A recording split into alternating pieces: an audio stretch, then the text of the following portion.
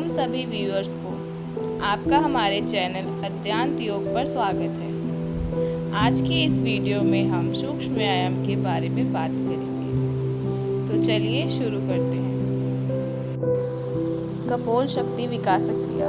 दोनों पैरों के बीच कंधों के बराबर का फासला रखते हुए सरलता पूर्वक खड़े हो जाएं। 8 उंगली को आपस में मिलाकर दोनों अंगूठों से नाक को बंद करें। मुंह को कौवे की चोंच की तरह बाहर निकालते हुए वायु को बलपूर्वक अंदर खींचें। तत्पश्चात गले को कंठकूप से लगाकर श्वास को रोकें। साध्य कुंभक के समान अवस्था में लाकर श्वास को धीरे धीरे नाक से बाहर निकालें। आरंभ में इस प्रक्रिया को 3 से 5 बार दोहराएं। लाभ: इस क्रिया के अभ्यास से चेहरे पर ग्लो आता है। ग्रीवा शक्ति विकासक क्रिया पार्ट 1। सम स्थिति में खड़े होते हुए श्वास भरें और गर्दन को पीछे की ओर झुकाएं। आंखें खुली रखें। श्वास छोड़ते हुए गर्दन को आगे की ओर लाएं और चिन लॉक करें।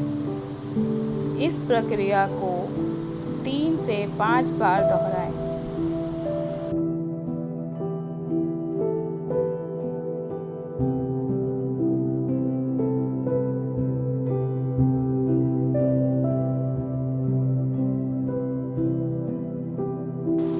ग्रीवा शक्ति क्रिया पार्ट 2। सम स्थिति में खड़े होते हुए मध्य में श्वास भरें और श्वास खाली करते हुए अपने दाईं ओर गर्दन घुमाएं। श्वास भरते हुए फिर मध्य में आएं और श्वास खाली करते हुए बाईं ओर घुमाएं। इस क्रिया को 3 से 5 बार दोहराएं।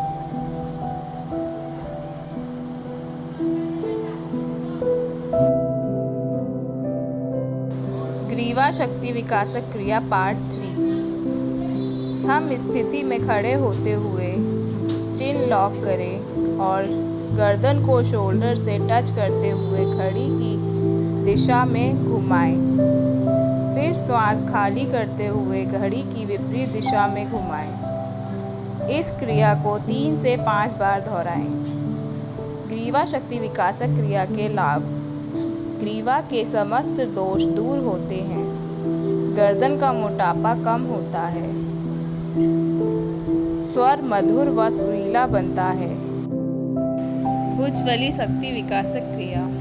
सम स्थिति में खड़े हो जाएं। श्वास भरें और दोनों हाथों को ऊपर की ओर उठाएं। हाथों की स्थिति कंधों के समान हो। इस क्रिया को 15 से 20 बार दोहराएं।